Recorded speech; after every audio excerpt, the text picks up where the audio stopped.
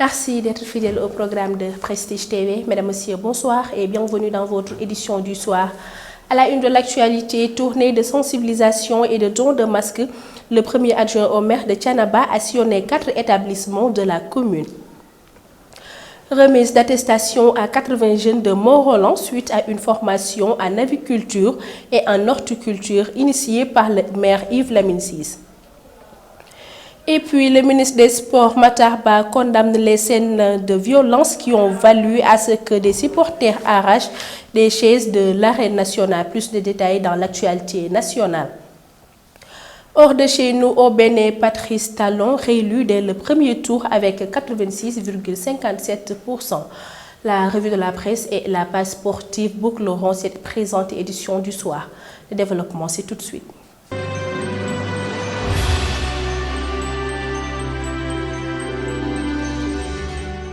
Merci de nous rejoindre. Coronavirus au Sénégal, 63 nouvelles contaminations enregistrées ce mercredi 14 avril 2021, 3 pertes en vies humaines et 49 patients déclarés guéris. Plus de détails avec le docteur El Hadji Mamadou Ndiaye, le directeur de la prévention. Le ministère de la Santé et de l'Action sociale a reçu les résultats des examens virologiques ci-après. Sur 1511 tests réalisés, 65 sont revenus positifs, soit un taux de positivité de 4,30%. Les cas positifs sont répartis comme suit. Nous avons eu 21 cas contacts suivis par nos services. Aucun cas importé n'a été enregistré au niveau de nos différentes portes d'entrée aériennes, maritimes et terrestres.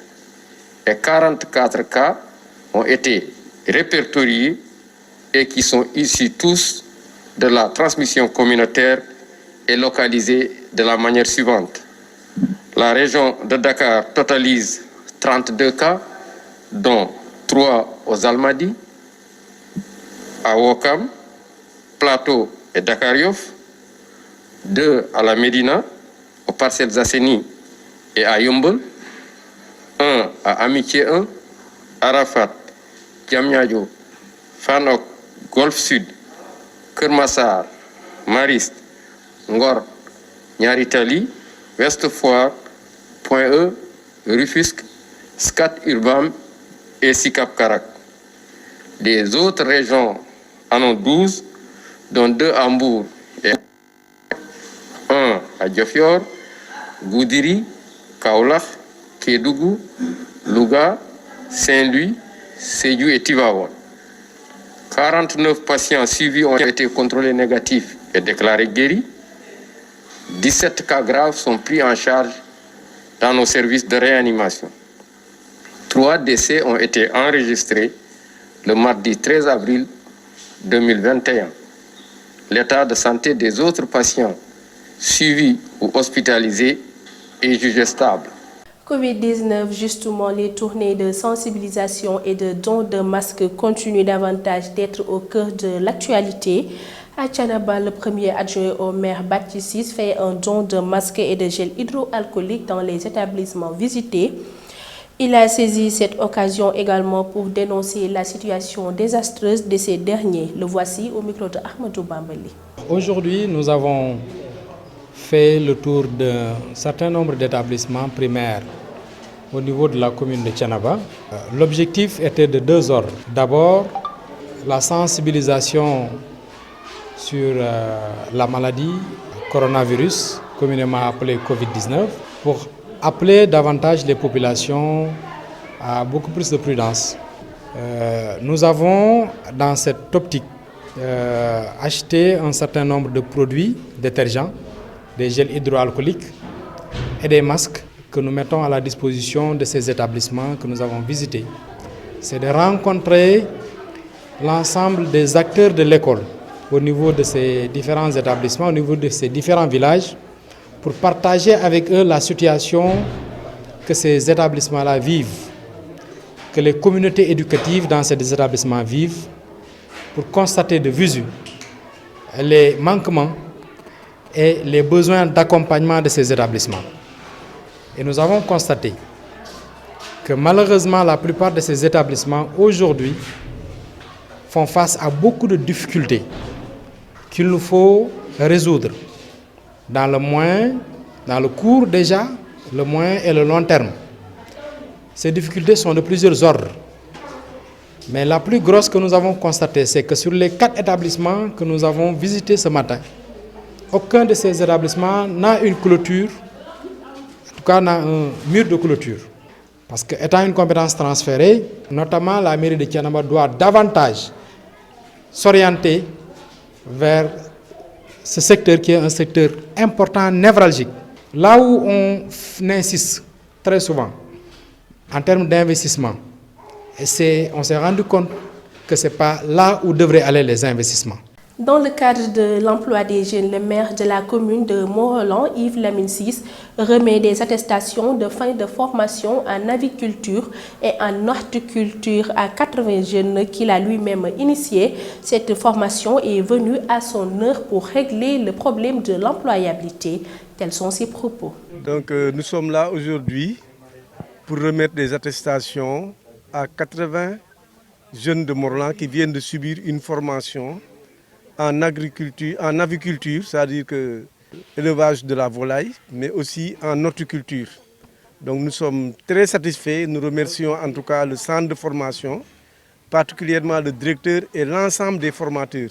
Donc nous sommes très satisfaits du partenariat qu'il y a entre la GIZ et la commune de Mont-Rolland. Mais aussi, il y a un centre de traitement et de tri d'ordures qui est en cours de construction dans la commune de Mont-Rolland. C'est pour dire vraiment combien la GIZ est en train d'accompagner la commune de Mont-Rolland pour un développement durable, mais surtout dans le cadre de la situation actuelle, d'un climat quand même avec la manifestation des jeunes. Je pense que cette formation est venue à son heure. Donc aujourd'hui, nous sommes en train d'accompagner les enfants pour régler l'employabilité des jeunes. En tout cas, aujourd'hui, tous les jeunes qui viennent de subir cette formation peuvent initier une activité ou bien peuvent être recrutés dans une entreprise. La commune a mis en place un fonds d'entrepreneuriat pour un montant de 10 millions. Ces 10 millions vont servir à accompagner les jeunes de Mont-Rolland qui initient des activités. Nous ne sommes pas là pour accompagner ou bien pour aider ceux qui ne font rien ou ceux qui veulent initier, on n'est pas là pour ça. Nous voulons surtout accompagner ceux qui ont initié. Madame, ceux qui ont initié une activité, que ce soit agriculture, que ce soit artisanat, n'importe quel, nous, la commune va accompagner, mais à travers le centre de formation de Mont-Rolland, qui va se charger d'organiser les jeunes, pourquoi pas parfois en groupe ou en solo, ça dépend de l'activité. En tout cas, vraiment, c'est ça que nous souhaitons aux jeunes de Mont-Rolland. Présent à cette cérémonie de remise d'attestation, le directeur de formation Saliou Sène revient sur leur partenariat avec GFA GIZ et le bon déroulement de cette formation. Il est avec Cherfal. Je suis le directeur du centre de formation professionnelle de Mont-Rolland et nous avons l'honneur de présider ce matin à la cérémonie de remise d'attestation à 80 jeunes issus de la commune de Mont-Rolland, dont 40 en maraîchage et 40 en aviculture. Vous voyez que cette formation est financée exclusivement par un partenaire, GFA GIZ, à hauteur de 10 600 000. Donc, ça consistait à former pendant 15 jours, mais de manière intercalée, c'est-à-dire après, répartie en 3 sessions de 5 jours, suivant l'itinéraire technique du métier, que ce soit aussi bien en maraîchage qu'en aviculture. Et nous sommes très heureux ce matin, parce que les jeunes ont suivi avec ponctualité et assidue cette formation. Et cette formation également est venue à son heure, parce que vous savez que le contexte s'y est. Le président de la République, lors de son discours du 8 mars 2021, mais également lors de son discours du 3 avril 2021, a incité les partenaires et privés à développer des formations qualifiantes au profit des jeunes pour les aider à s'insérer dans le circuit socio-professionnel. Et je disais tantôt également que j'apprécie hautement la démarche de GFA GIZ. Pourquoi? Parce que c'est un partenaire qui a comme porte d'entrée la commune. Voilà, la commune. Donc, vous voyez, et vous savez que nous sommes dans un contexte de territorialisation des politiques publiques. Et vous avez vu, les maires, dans leur dernière rencontre, au niveau de l'association des maires du Sénégal, ont plaidé pour une décentralisation des financements des jeunes au niveau communal. Donc là aussi, c'est dans ce contexte que je dis que le centre aussi bien. Place maintenant à la rubrique Santé Ramadan avec Rokhaya Mbeng. Bienvenue à tous. Aujourd'hui, nous nous intéressons au dire du professeur Edmond Bertrand qui donne des conseils pour que le jeûne du Ramadan se passe le mieux possible sans mettre en péril votre santé. Le jeûne du Ramadan ne doit pas mettre en danger la santé du croyant, raison pour laquelle il est nécessaire de le reporter en cas de maladie aiguë. Pour les affections chroniques, il faut au préalable consulter un médecin. Il évaluera l'état du malade et les possibilités d'adapter son traitement, notamment en cas de diabète, d'hypertension, d'insuffisance cardiaque, rénale ou pulmonaire, d'ulcère d'estomac, d'épilepsie, d'asthme, mais aussi de drépanocytose, de thalassémie, de colite, de goutte ou de colique néphrétique. La fixation à l'avance de la date du jeûne facilite la préparation médicale. Au cours du jeûne, surtout les 10 premiers jours, des maux de tête sont fréquents. On les attribue à un manque de sucre dans le sang, l'hypoglycémie ou à l'arrêt brutal d'une consommation importante de café. Des troubles digestifs souvent gênants, constipation, nausées, gaz peuvent survenir ainsi que des troubles du sommeil pour lesquels la prise de somnifères est déconseillée. Une hygiène de vie correcte réduit ces désagréments. Une alimentation adaptée favorise, elle, l'observance du Ramadan. Ainsi, la rupture du jeûne permet de se réhydrater avec des boissons tièdes, par exemple eau, lait, soupe, et de se resucrer avec des sucres rapides, dattes, miel, confiture. Environ 2 heures après cette rupture, un repas équilibré doit comporter viande blanche ou poisson, légumes, pain, crêpes, lentilles ou pois chiches, fruits. Quant au repas de l'aube, il aide à constituer des réserves avec des sucres lents, semoules, crêpes, céréales, pain et de l'eau en petites prises fréquentes, thé léger ou café. Enfin, entre ces repas, il faut ménager au moins 4 heures de sommeil continu que complétera, si possible, une sieste dans la journée. Une activité physique comme la marche est nécessaire. Le Ramadan peut en outre être une motivation pour un arrêt définitif du tabac. En revanche, fumer dès la rupture du jeûne favorise l'infarctus ou myocarde. Chez une personne en bonne santé, on attribue au jeûne un regain de forme physique et psychologique. Cependant, le docteur néerlandais d'origine marocaine, Mohamed Al-Abdoni, remarque qu'on ne dispose pas d'études scientifiques sur ces effets liés en partie à l'hygiène de vie observée pendant le jeûne. Ainsi, la perte de poids est souvent l'un des effets favorables observés, mais les excès alimentaires nocturnes conduisent fréquemment, au contraire, à une prise de poids. Comme souvent, le pire n'est pas loin du meilleur.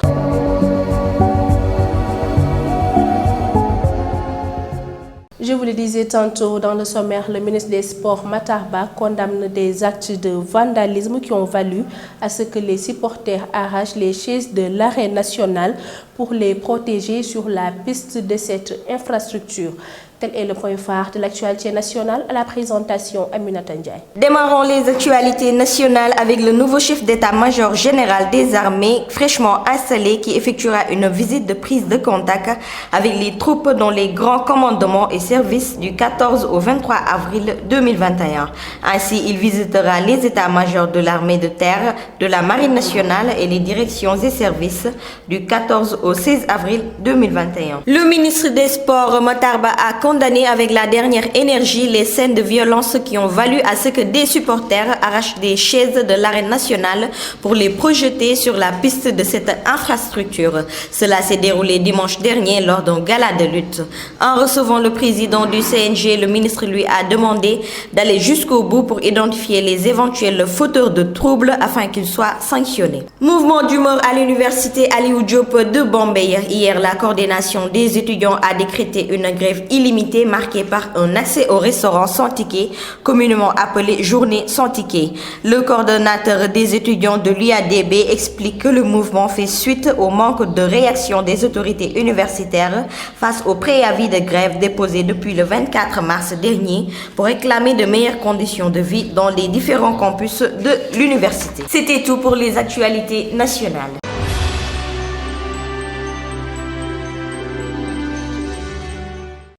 Sur l'international au Bénin, le président Patrice Talon a été réélu dès le premier tour de la présidentielle avec 85,57 des voix. Saturne John. Selon les résultats provisoires annoncés ce mardi soir par la Commission électorale nationale autonome, le président béninois Patrice Talon a été réélu dès le premier tour de la présidentielle avec 86,57 des voix et une participation de 50,17%.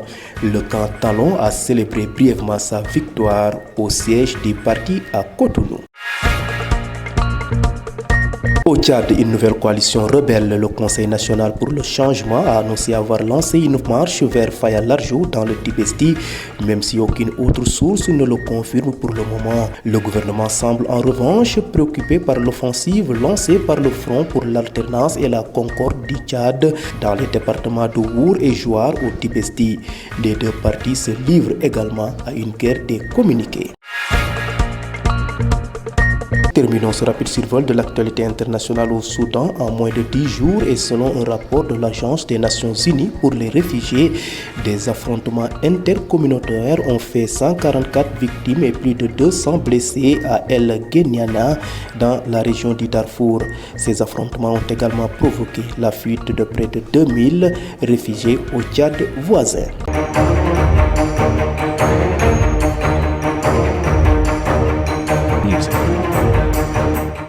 La page sportive et les signés Falundao.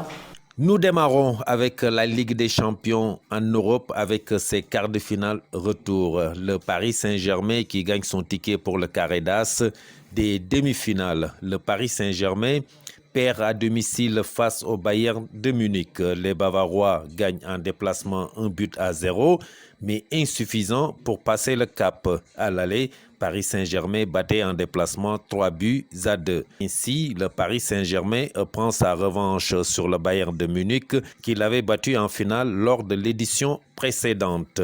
Le Paris Saint-Germain met en jeu le ticket et en écartant son tenant, le Bayern, et prend une option sérieuse pour gagner son premier titre de Ligue des Champions. Chelsea bat Porto, c'est le score de 2-0 et se qualifie pour les demi-finales. À l'aller, Porto gagnait à domicile 1-0. Aujourd'hui, on joue les dernières affiches des quarts de finale. Liverpool de Sadio Mané reçoit Real Madrid de Benzema. À l'aller, Real battait 3-1. Dortmund reçoit Manchester City. À l'aller, Manchester gagnait 2-1.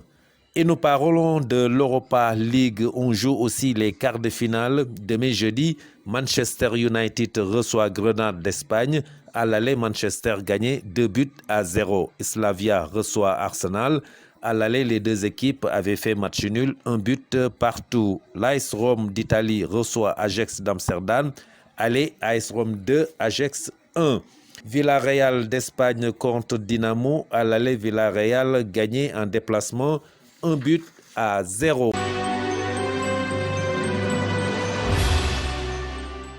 Dernier élément de cette édition du soir, la revue de la presse avec Rokhaya Mbeng.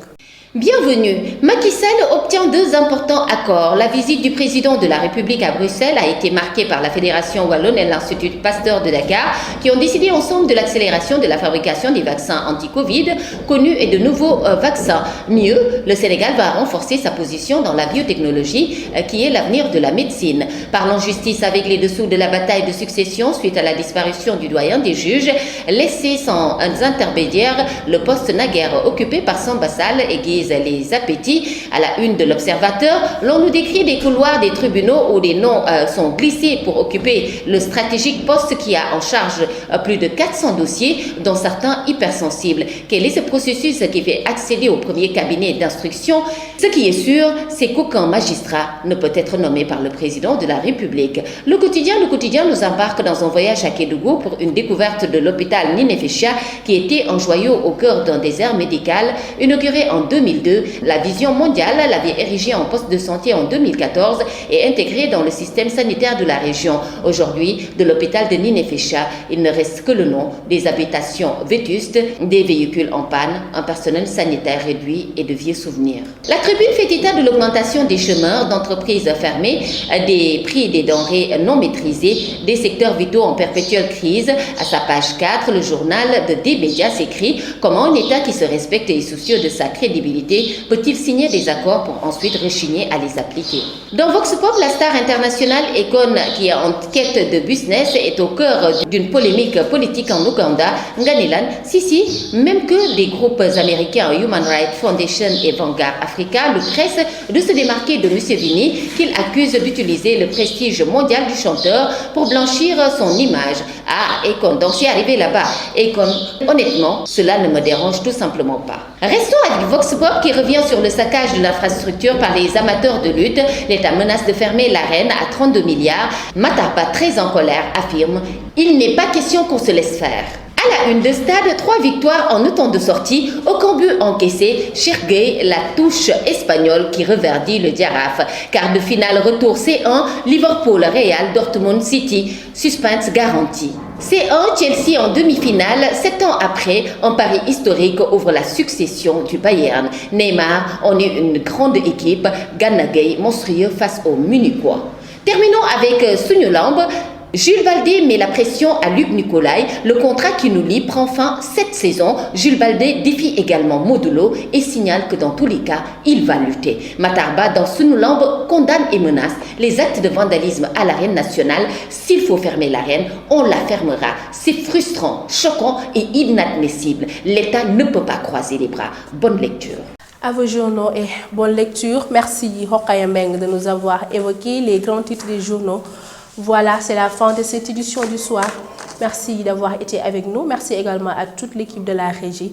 Vous aurez tout de suite à 22h votre nouvelle émission Salon d'honneur qui reçoit aujourd'hui Talla Sylla, le maire de la ville de Thiès. Merci de votre fidélité et bonsoir.